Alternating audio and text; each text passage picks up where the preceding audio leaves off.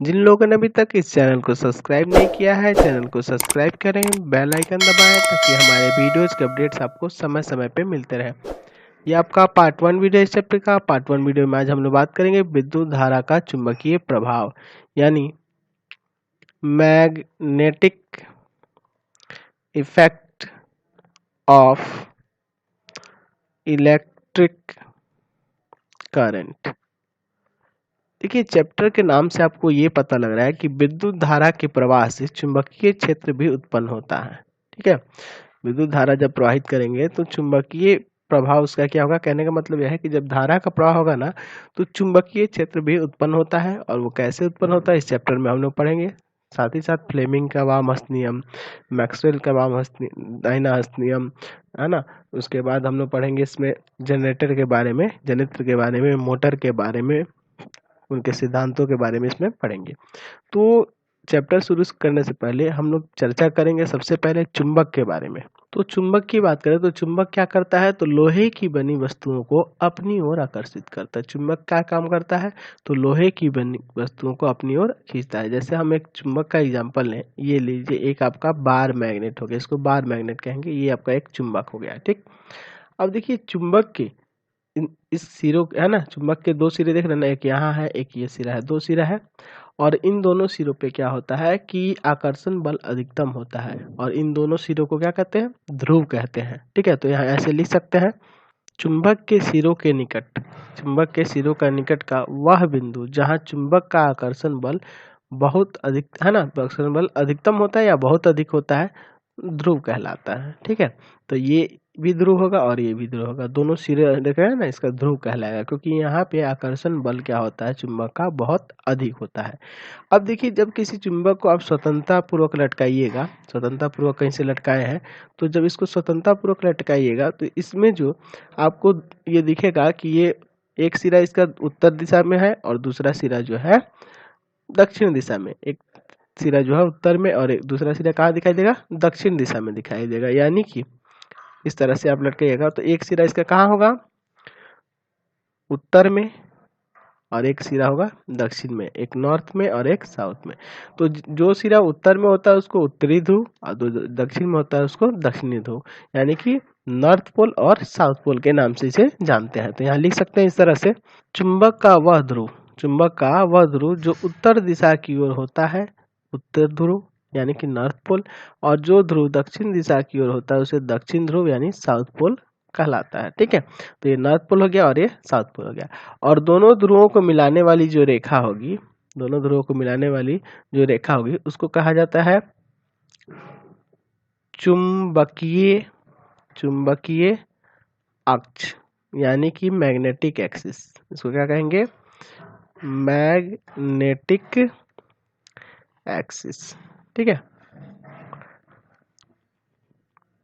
अब अगर हम इस तरह के दो बार मैग्नेट ले लें, चलिए हम एक एग्जांपल द्वारा समझते हैं। दो बार मैग्नेट ले लेते हैं, एक ये रहा, एक ये रहा। ठीक, इस पे हम लोग नॉर्थ साउथ इंगित कर देते हैं। ये नॉर्थ पोल है, इसका ये साउथ पोल है, ये नॉर्थ पोल है और ये साउथ पोल है। ठीक, तो उत्तरी ध्रुव दक्षिणी ध्रुव, उत्तरी ध्रुव दक्षिणी, दो लिए हैं बार मैग्नेट। अब देखिए, अगर हम चाहें इन दोनों मैग्नेट को एक दूसरे के संपर्क में लाए, इन दोनों मैग्नेट को एक दूसरे के संपर्क में लाए, मान लीजिए इस तरह से लाते हैं।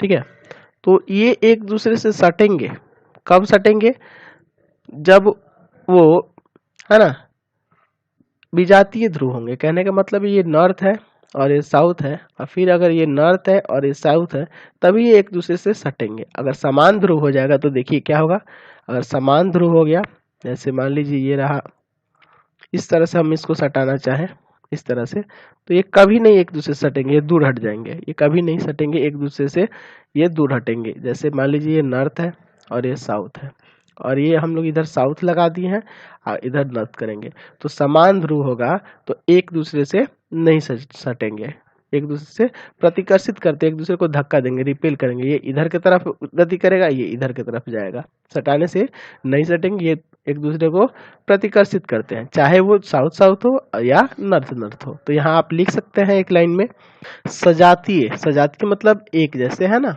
सजातीय चुंबकीय ध्रुव एक दूसरे को प्रतिकर्षित करते हैं, जैसे यहाँ पे देख रहे हैं ना, सजातीय है तो प्रतिकर्षित करते हैं, और विजातीय नॉर्थ और साउथ देख रहे हैं ना अलग अलग चुंबकीय ध्रुव यही ना है, तो विजातीय चुंबकीय ध्रुव एक दूसरे को आकर्षित करते हैं, अट्रैक्ट करते हैं।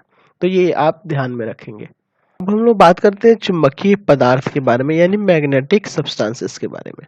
वैसे पदार्थ जिन्हें चुंबक आकर्षित करता है अथवा जिनसे कृत्रिम चुंबक बनाया जा सकता है वो क्या कहलाते हैं? चुंबकीय पदार्थ कहलाते हैं। जैसे लोहा, कोबाल्ट, निकेल और कुछ मिश्र धातु भी होते हैं, इनके कुछ मिश्र धातु भी होते हैं जिसे चुंबक आकर्षित कर लेता है ना। अचुंबकीय कैसे होते हैं? तो वैसे पदार्थ जिनसे चुंबक आकर्षित नहीं करता है अचुंबकीय पदार्थ कहलाते हैं, जैसे कांच, कागज, प्लास्टिक, पीतल, ये सब को चुंबक आकर्षित नहीं कर पाता है।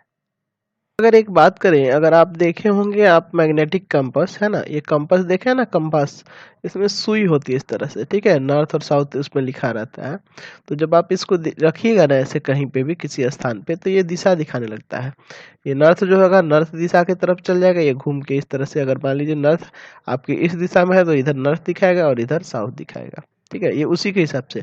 और इस कंपास को घुमा के कहीं लगाते हैं तो मतलब जिधर नॉर्थ होगा उसको नॉर्थ को दिखाने लगेगा और साउथ को साउथ दिखाने लगेगा। क्यों दिखाने लगता है? क्योंकि आपकी पृथ्वी का भी एक मैग्नेटिक फील्ड है जिसके कारण वो ये उसी प्रिंसिपल पे कार्य करता है और उसकी दिशा को दिखाने लगता है, नॉर्थ और साउथ की दिशा को। या फिर अगर इसके सामने कोई मैग्नेट ले जाएगा, मान लीजिए हम एक मैग्नेट ले जाते हैं, मैग्नेट बाहर ले जाते हैं इस तरह से, ठीक है, तो उसी के अनुसार अगर इस पे यहाँ पे नॉर्थ लिखा है और ये साउथ, इस तरह से जिधर ले जाएंगे इस बार मैग्नेट को, जहां ले जाएंगे उसको ये इंगित करने लगेगा, ये उधर ही घूम जाएगा, ठीक है, इस तरह से ये दिखाने लगेगा। तो ये चुंबकीय क्षेत्र को भी दर्शाता है। ये बार मैग्नेट जो है दिशा के साथ साथ क्या करता है? चुंबकीय क्षेत्र की दिशा को भी दर्शाता है। चलिए अब हम लोग चर्चा करते हैं चुंबकीय क्षेत्र यानी मैग्नेटिक फील्ड के बारे में और चुंबकीय क्षेत्र रेखाएं यानी मैग्नेटिक फील्ड लाइंस के बारे में। हम लोग पहले देखते हैं मैग्नेटिक फील्ड, है ना, और दूसरा क्या है? एंड मैग्नेटिक फील्ड लाइंस, ठीक है, दोनों क्या होती हैं? सबसे पहले देखते हैं मैग्नेटिक फील्ड। देखिए जैसे ये मैग्नेट है, नॉर्थ पोल साउथ पोल यहाँ इंगित है, और जैसे इसके पास में अगर हमें कोई लोहे की किल ले जाते हैं, लोहे की किल ले गए, ये लोहे की किल है, ये लोहे की किल, तो आप इसका नेचर जानते हैं कि ये क्या करेगा कि इसको अपनी तरफ खींचेगा, आकर्षित करेगा, इस किल को अपनी तरफ आकर्षित करेगा। तो आकर्षित करेगा तो इसके आसपास एक क्षेत्र बना है ना, एक क्षेत्र बना है, जिस क्षेत्र है ना वो क्षेत्र क्या कहलाता है? चुंबकीय क्षेत्र कहलाता है। क्या कहलाता है? चुंबकीय क्षेत्र। चुंबकीय क्षेत्र कहने का मतलब कि ऐसे लिख सकते हैं कि चुंबक के द्वारा उत्पन्न वह क्षेत्र जिसमें किसी चुंबकीय वस्तु को लाने पर वह अपनी ओर आकर्षित कर ले, ठीक है, अपनी ओर आकर्षित कर ले, ठीक है। तो जब इस स्किल को ले जाएंगे तो ये अपनी ओर खींच लेगा, तो ये जो क्षेत्र बन रहा है उसे क्या कहते हैं हम लोग? चुंबकीय क्षेत्र कहते हैं। ये जो क्षेत्र देख रहे हैं ये क्या कहलाता है? चुंबकीय क्षेत्र। तो चुंबकीय क्षेत्र जो होता है इसको चुंबकीय क्षेत्र रेखाओं द्वारा दर्शाया जाता है। यानी कि ये जो लाइंस बनी हुई है इसमें देख रहे हैं ना, नॉर्थ टू साउथ ऐसे दिखा रहा है ना, इंगित कर रहा है नॉर्थ से साउथ, ये आगे तक, ये अनंत तक जाती है, ये आगे चल के इससे मिलेगी, ये वाली भी इससे आगे चल के ऐसे मिलेगी। तो इस तरह से ये अनंत तक जाती है। बस यही होगा कि यहाँ पे चुंबकीय क्षेत्र अधिक होगा ध्रुवों पे, और जैसे जैसे आगे बढ़ते जाएंगे ये मैग्नेटिक फील्ड जो होगा, चुंबकीय क्षेत्र जो होगा कम होते जाएगा, क्योंकि फील्ड लाइंस बहुत दूरी दूरी पे हो जाएंगी, जिसके कारण ये कमजोर हो जाता है। लेकिन यहाँ पे देखिए ज़्यादा ही संघन होती है ध्रुवों के पास, इसलिए यहाँ पे मैग्नेटिक फील्ड अधिक होता है। तो ये चुंबकीय क्षेत्र जो है, इस क्षेत्र में कोई भी आप वस्तु ले जाएंगे, चुंबकीय वस्तु ले जाएंगे, तो वो क्या करेगा, अपनी ओर उसको आकर्षित कर लेगा। तो वो जो क्षेत्र होगा उसे चुंबकीय क्षेत्र कहेंगे। और इन क्षेत्र को क्या किया जाता है कि फील्ड लाइंस द्वारा दर्शाया जाता है। कहने का मतलब इसी को मैग्नेटिक फील्ड लाइंस कहेंगे। जो रेखाएं जो देख रहे हैं इसमें, ये सब जितनी भी रेखाएं देख रहे हैं, ये क्या कहलाती है, मैग्नेटिक फील्ड लाइंस कहलाती हैं। तो यहाँ लिख सकते हैं इस तरह से कि चुंबक, यहाँ लिख सकते हैं कि चुंबकीय चुंबकीय क्षेत्र को चुंबकीय क्षेत्र को चुंबकीय क्षेत्र रेखाओं द्वारा दर्शाया जाता है, दर्शाया जाता है। समझ गए? चलिए अब बात करते हैं ये जो क्षेत्र रेखाएं हैं, चुंबकीय क्षेत्र रेखाएं, इनके गुणों के बारे में देखते हैं। पहला गुण क्या है कि किसी चुंबक के चुंबकीय क्षेत्र में क्षेत्र रेखाएं एक संतत बंद वक्र है। देखिए ये संतत बंद वक्र है। तो देखिए ये बंद वक्र है ना, नॉर्थ से साउथ, नॉर्थ से साउथ, ये बंद वक्र है। अब ये सोच रहे हैं कि ये खुला क्यों है सर, तो इसको आगे चल के ऐसे ये मिलेगा, ठीक है, ये भी आगे चल के मिलेगा। कोई भी वक्र खुला नहीं रहेगा, ये आगे चल के मिलना ही है। ये भी आगे चल के इस तरह से इससे मिलना है, ये भी इस तरह से आगे चल के इससे मिलेगा ही। ये भी जो है क्षेत्र रेखा, ये आगे चल के इस तरह से आके यहाँ इससे मिल जाएगा, ठीक है, ये इस तरह से मिल रहा है, ठीक।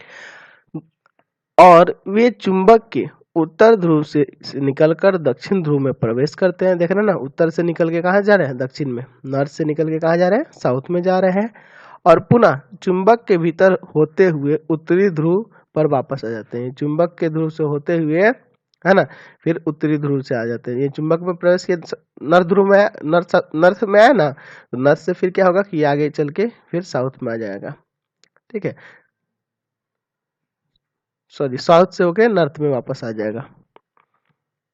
मतलब अर्थ यह है, इसका मतलब यही हुआ कि चुंबकीय क्षेत्र रेखाएं जो होती है नॉर्थ से निकलेंगी और साउथ की तरफ जाएंगी, और फिर ये अंदर से ही होकर फिर वापस नॉर्थ पे आ जाएगी, और ये लगातार होते रहता है, जिसके कारण ये क्षेत्र कायम रहता है, ठीक।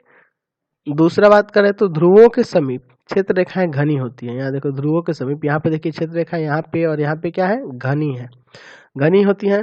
परंतु ज्यों जो दूरी बढ़ती है घनत्व घटता जाता है। जैसे जैसे दूरी बढ़ेगी, देखिए यहाँ दूरी बढ़ते जा रहा है, तो क्षेत्र रेखाएं की दूरी बढ़ रही है कि नहीं, यानी कि यहाँ पे चुंबकीय क्षेत्र कमजोर होते जा रहा है। क्षेत्र रेखाएं किसी बिंदु पर खींची गई स्पर्श रेखा, क्षेत्र रेखा के किसी बिंदु पर खींची गई स्पर्श रेखा उस बिंदु पर क्षेत्र की दिशा बताती है। यानी कि क्षेत्र रेखा के किसी बिंदु पर खींची गई स्पर्श रेखा, कहने का मतलब अगर इस क्षेत्र रेखा पर कोई स्पर्श रेखा खींचेंगे, इस तरह से स्पर्श रेखा खींचेंगे, तो ये क्या करेगी, उस क्षेत्र के दिशा को बतलाएगी, ठीक है, क्षेत्र की दिशा को बताती है। इस तरह से ये दिशा को ऐसे इंगित कर रही है कि ये ऐसे जा रहा है, ठीक। क्षेत्र रेखाओं के निकटतम चुंबकीय क्षेत्र प्रबलता घोतक होती है। मतलब प्रबलता यहाँ बहुत ज्यादा होती है, क्योंकि यहाँ घनी होती है, ठीक है। यहाँ चुंबकीय क्षेत्र रेखा ज्यादा होता है, क्यों, क्योंकि यहाँ पे ये रेखाएं घनी होती है। जिस स्थान पर क्षेत्र रेखाएं एक दूसरे के अधिक निकट होती है, अर्थात जहाँ एक इन रेखाओं के घनत्व अधिक होते हैं, वहां चुंबकीय क्षेत्र अधिक प्रबल होता है। यानी कि नॉर्थ पोल और साउथ पोल पे चुंबकीय क्षेत्र प्रबल होगा, क्योंकि सबसे ज्यादा घनी रेखाएं आपको यही दिख रहा है, ठीक। चुंबकीय क्षेत्र रेखाएं एक दूसरे से नहीं काटती हैं, ये कभी भी एक दूसरे से नहीं काटेंगी। बंद वक्र की तरफ आ रही है ना, लेकिन ये कभी भी एक दूसरे को नहीं काटती है, प्रतिच्छेद नहीं करती हैं।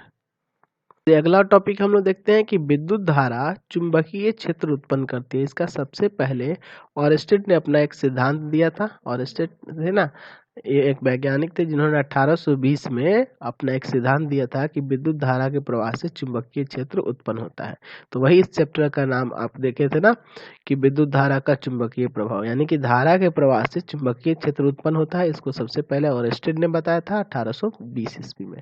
ठीक, क्या बताया था कि जब किसी चालक से विद्युत धारा प्रवाहित की जाती है तब चालक के चारों ओर चुंबकीय क्षेत्र उत्पन्न होता है। यानी कि जब धारा का प्रवाह होगा तो उसके चारों तरफ क्या होगा, चुंबकीय क्षेत्र भी उत्पन्न होगा। इस बात को हम लोग ध्यान रखेंगे। तो ओरेस्टेड ने अपना प्रयोग कैसे किया था, तो देखिए ये जो आकृति देख रहे हैं ओरेस्टेड के प्रयोग का ही हम दिखाए हैं। तो देखिए ओरेस्टेड ने किस तरह से इसका प्रयोग किया था। देखिए एक तार ले लिए हैं ए बी, ये चालक तार ले लिए हैं ए बी, इसको तन के है ना, तना हुआ है, ये तना हुआ है। अब जब इसमें धारा का प्रवाह नहीं हो रहा है उस कंडीशन में ये देख रहे हैं ना, ये कंपास जो है ना, चुंबकीय जो सुई है वो इस तरह से दिखा रही है। ठीक, और जब इसमें धारा का प्रवाह हुआ तो ये सुई जो होगी विक्षेप होकर, कहने का मतलब ऐसे मुड़कर ये वाला सिरा इधर आ गया और ये वाला सिरा आगे आ गया। ठीक है, नॉर्थ साउथ हो गया, यानी कि इस धारावाही तार के ये लंबवत हो गई। ठीक है, यानी कि ये चुंबकीय क्षेत्र को दर्शाने लगी। तो इसलिए जब धारा इसमें प्रवाह हुआ तो ये सुई जो होगा विक्षेपित होकर ये नॉर्थ साउथ ऐसे दिखाने लगी। क्या हुई, तो ये लंबवत हो गई, है ना। किसके लंबवत हो गई, तो तार के लंबवत हो गई। ये तार है ए बी और इस पे ये लंबवत हो गई कि नहीं, तो यहाँ ये चुंबकीय क्षेत्र को दिखाने लगी। तो इससे ओरेस्टेड ने अपना एक सिद्धांत दिया कि जब किसी चालक से विद्युत धारा का प्रवाह किया जाता है तब चालक के चारों ओर चुंबकीय क्षेत्र उत्पन्न होता है। इसी से इसे ज्ञात हो गया। यानी अब हम लोग कह सकते हैं कि जब किसी चालक से हम लोग धारा प्रवाहित करते हैं तो उसके चारों तरफ क्या होता है, चुंबकीय क्षेत्र उत्पन्न होता है। अब हम लोग बात करते हैं धारावाही सीधे चालक के कारण चुंबकीय क्षेत्र रेखाएं, है ना। तो ये देखिए एक ए बी एक तार है, इससे जब धारा का प्रवाह हो रहा है तो चुंबकीय क्षेत्र रेखाएं कैसे उत्पन्न हो रही है उसके बारे में देखते हैं। तो देखिए पहले फिगर ए की बात करें तो इसमें ये पॉजिटिव चार्ज है, ये निगेटिव चार्ज है, पॉजिटिव चार्ज निगेटिव चार्ज। और ये तार एक ए बी लिया गया है, इसमें धारा प्रवाह हो रहा है आई, और ये जो ए सिरा है इसके इस तरफ इसको किसको जोड़ते हैं, पॉजिटिव की तरफ जुड़े हैं और बी को निगेटिव की तरफ जुड़े हैं। और ये जो देख रहे हैं एक कार्डबोर्ड का टुकड़ा लिए हैं जिसको तार से होते हुए ले गए हैं। ठीक, अब इस पे जब धारा प्रवाहित होगी तो ये क्षेत्र रेखाएं आपको इधर दिख रही है इस तरह से, यहाँ देख रहे हैं ना एरो, यहाँ तीर देख रहे हैं ना, ऐसे और ऐसे आ रही हैं। ये क्षेत्र रेखा इस तरह से गति कर रहे हैं। कहने का मतलब कि जब धारा का प्रवाह ऐसे हो रहा है तो क्षेत्र रेखाएं इस तरह से है। ठीक है, अब देखिए ये दूसरा फिगर ये है, इसमें भी उसी तरह का है, बस यहाँ जो पॉजिटिव टर्मिनल है पॉजिटिव टर्मिनल के तरफ बी बिंदु को कनेक्ट किए हैं और इधर ए बिंदु को रखे हैं, निगेटिव की तरफ उल्टा कर दिए हैं।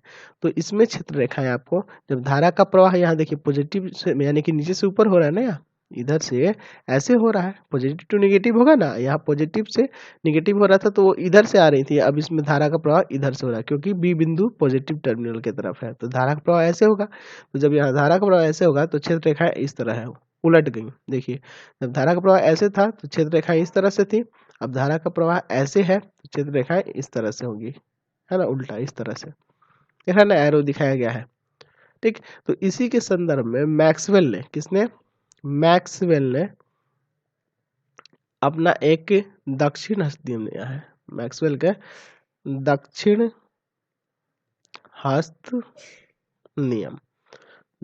हस्त नियम, इसी के संदर्भ में एक मैक्सवेल ने अपना दक्षिण हस्त दिया है, जिससे हमें पता चलती है कि धारा की दिशा और चुंबकीय धारा की दिशा किधर होगी तो चुंबकीय क्षेत्र की दिशा कैसे होगी, इसके संदर्भ में मैक्सवेल ने अपना एक नियम दिया है। तो चलिए देखते हैं उसको। तो मैक्सवेल के दक्षिण हस्त नियम के अनुसार क्या है कि यदि धारावाही तार को दाएं हाथ के मुट्ठी में इस प्रकार पकड़ा जाए कि अंगूठा धारा के दिशा की ओर संकेत करता है। देखिए दाहिना हाथ लिए हैं, दाहिने हाथ के, है ना, दाहिने हाथ में इस तरह से पकड़े हैं कि ये जो अंगूठा है किसको दिखा रहा है, धारा के दिशा को, यानी कि ये धारा के दिशा को इंगित कर रहा है। ठीक है, तो हाथ की अन्य उंगलियां चुंबकीय क्षेत्र की दिशा को व्यक्त करेंगी, यानी कि ये जो 4 उंगलियां है ये चुंबकीय क्षेत्र की दिशा को व्यक्त करेंगी। मतलब ये अंदर की तरफ फोल्ड है ना हाथ, तो उसी तरह से यहाँ भी देखिए क्षेत्र रेखाएं देख रहे हैं ना, चुंबकीय क्षेत्र रेखाएं इस तरह से है। तो इसी पे इन्होंने अपना सिद्धांत दिया है क्या सिद्धांत है कि यदि धारावाही तार को दाएं हाथ की मुट्ठी में इस प्रकार पकड़ा जाए कि अंगूठा धारा की दिशा को संकेत करता हो, धारा की दिशा को अंगूठा संकेत करता हो, तो हाथ की अन्य उंगलियां चुंबकीय क्षेत्र की दिशा को व्यक्त करेंगी। ये चुंबकीय क्षेत्र की दिशा को व्यक्त करेंगे, मतलब ये अंदर की तरफ फुल है, तो इसमें भी देखिए अंदर की इस तरह चुंबकीय क्षेत्र रेखा है ना, इस तरह से। ठीक है, यहाँ से ये पता चलता है। वही हम लोग इस फिगर में भी देखे थे अभी ना, कि जैसे ये जो है धारा का प्रवाह, ये पॉजिटिव टू नेगेटिव होता है, आपको पता है, यानी कि धारा ऐसे प्रवाहित हो रही है, इसमें इधर से प्रवाहित हो रही है, तो क्षेत्र रेखाएं उसी तरह से दिखा रही है, देखिए इसमें इस तरह से। ठीक, और वही इस फिगर में क्या हो रहा है, धारा का प्रवाह इधर से बी टू ए हो रहा है, इस तरह से हो रहा है ना, तो चुंबकीय क्षेत्र रेखाएं इस तरह से। तो ये देखिए ये और ये सिमिलर ही है, सेम टू सेम। देखिए ये धारा का प्रवाह ऐसे हो रहा है, तो क्षेत्र रेखाएं ऐसे हैं। ठीक, यहाँ भी धारा का प्रवाह ऐसे हो रहा है, क्षेत्र रेखाएं इस तरह से है। तो ये दोनों है किसके सिद्धांत पे है, तो मैक्सवेल के दक्षिण हस्त नियम के अनुसार ही ये इस फिगर में भी वही दर्शाया गया है। अब अगला देखते हैं कि धारावाही वृत्ताकार तार रहेगा तो चुंबकीय क्षेत्र रेखाएं कैसे होंगी। तो देखिए एक तार लिया गया है, ये देख रहे हैं ना, वृत्ताकार, इसका नाम देते हैं कुछ ए बी। ये जो देख रहे हैं ना, ये वृत्ताकार लूप लिया गया है तार का, ये मोड़ लिया गया गोल। ठीक है, अब देखिए यहाँ ये पॉजिटिव टर्मिनल है, नेगेटिव। जब यहाँ से धारा प्रवाह होगा, इसमें धारा जाएगा ना इस तरह से, तो जब इसमें धारा का प्रवाह होगा तो क्षेत्र रेखाएं यहाँ देखिए इस इधर यहाँ से तार पे कैसे हो रही है, इस तरह से। ठीक है, इस तरह से, देख रहे हैं ना, इस तरह से, और ये आगे इसी तरह ऐसे आगे बढ़ेंगी। ठीक है, तो अब देखिए यहाँ पे जब इस तरह आएंगी तो ये यहाँ हो जाएंगी ना इस तरह से। ठीक है, और फिर ये ऊपर की तरफ इसी तरह जाएंगी, और यहाँ आते ही इधर से ये है ना बेंट हो जाएंगी, और ये क्षेत्र रेखा इस तरह से आगे ये बढ़ेगा। ठीक, तो ये इस पे जब वृत्ताकार लूप होगा तो चुंबकीय क्षेत्र रेखाएं इस तरह से होंगी। देख रहे हैं ना फिगर में, यहाँ पे देख रहे हैं इस तरह से दिखाई दे रही है, और इस बिंदु पे यहाँ पे क्या हो रही है, इस तरह से दिखाई दे रही है। ठीक, तो ये हमें पता चल गया कि वृत्ताकार जब तार होगा तब चुंबकीय क्षेत्र रेखाएं किस तरह से होंगी। अब हम लोग बात करेंगे परिनालिका के कारण चुंबकीय क्षेत्र। तो सबसे पहले देख लेते हैं परिनालिका होता क्या है, यानी कि सोलेनॉइड।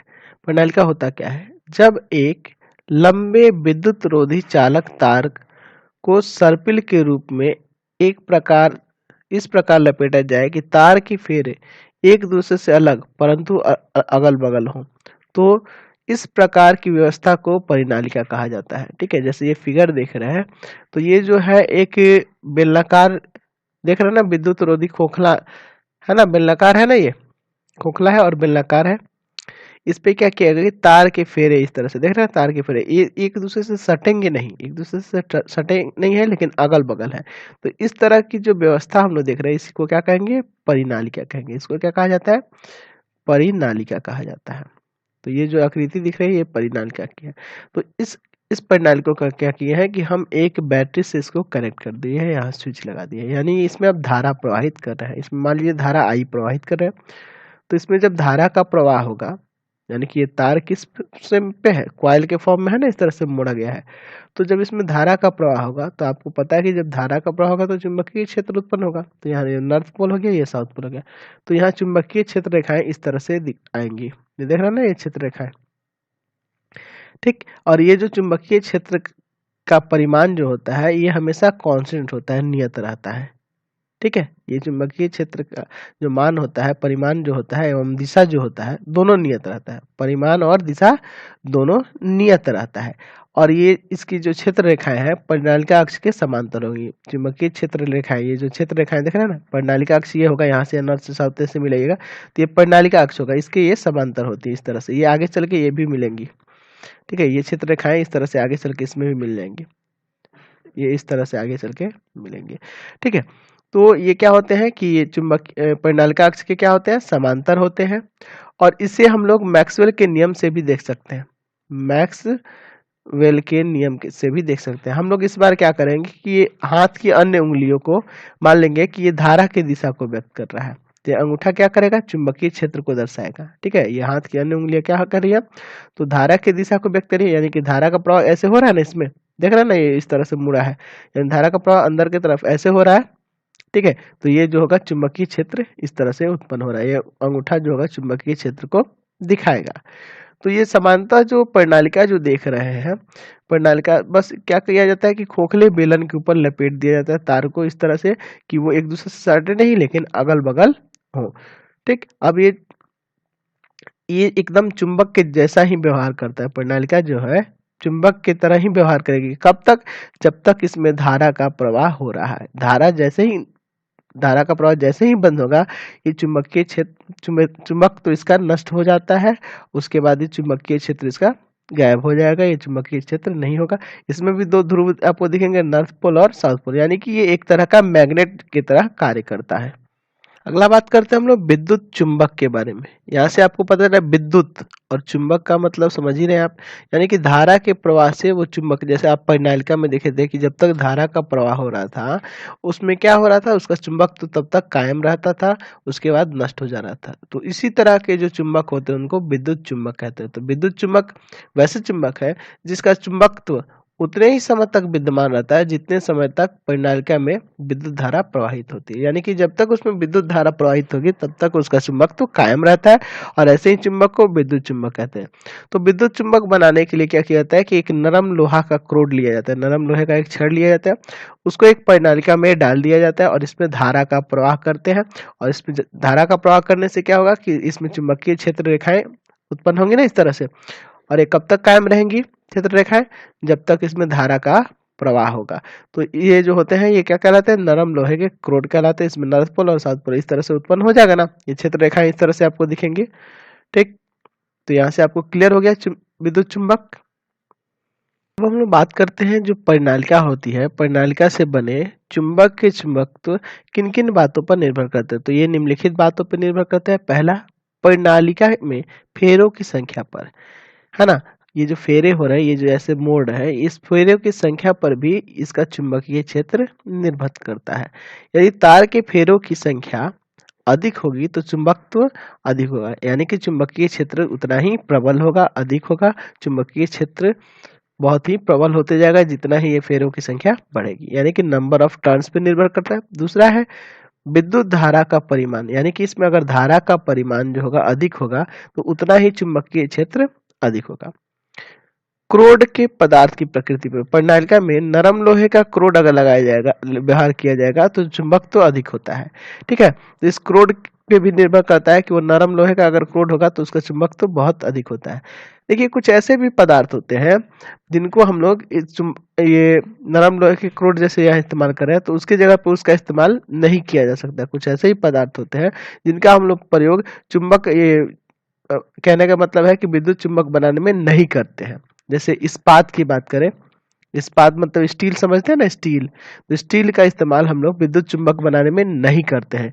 इसका उपयोग किस में करते हैं, तो इसका स्थायी चुंबक बनाने में इसका उपयोग किया जाता है।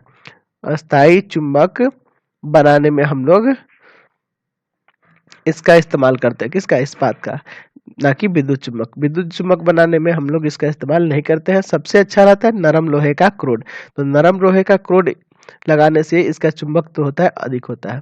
तो ये इन तीन बातों पर निर्भर करता है। पहला, ये फेरों की संख्या पर, जितना अधिक टर्न्स होगा उतना ही चुंबकीय क्षेत्र अधिक होगा।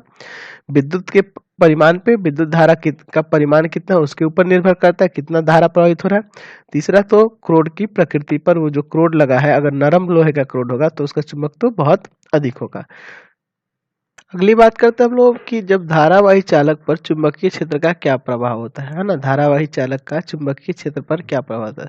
यदि एक स्थिर चुंबक मतलब ये देख रहे हैं ना, ये एक स्थिर चुंबक लिए है, नॉर्थ पोल साउथ पोल दिख रहा है ना, इसमें कि चुंबकीय क्षेत्र एक धारावाही चालक को रखा जाए, है ना, इसके चुंबकीय क्षेत्र में एक धारावाही चालक, यानी कि ये जो ए बी है एक एल्युमिनियम का छड़ है, धारावाही चालक है, इसमें से धारा का प्रवाह हो सकता है, ये देख रहे हैं ना, और यहाँ से बैटरी को कनेक्ट कर दिया है जब इसमें धारा का प्रवाह हो रहा है। ठीक, तो उस चालक पर बल लगेगा, तो उस चालक पे क्या लगेगा, बल लगेगा। यह यदि चालक गति के लिए स्वतंत्र है तो उसमें क्या हो जाएगा, गति उत्पन्न होगी। कहने का मतलब अगर ये गति के लिए स्वतंत्र होगा तो इसमें गति भी उत्पन्न होगी। जैसे देखिए पहला फिगर में देखिए, ये बैटरी है, इसमें धारा का प्रवाह हो रहा है, पॉजिटिव टू नेगेटिव धारा का प्रवाह हो रहा है।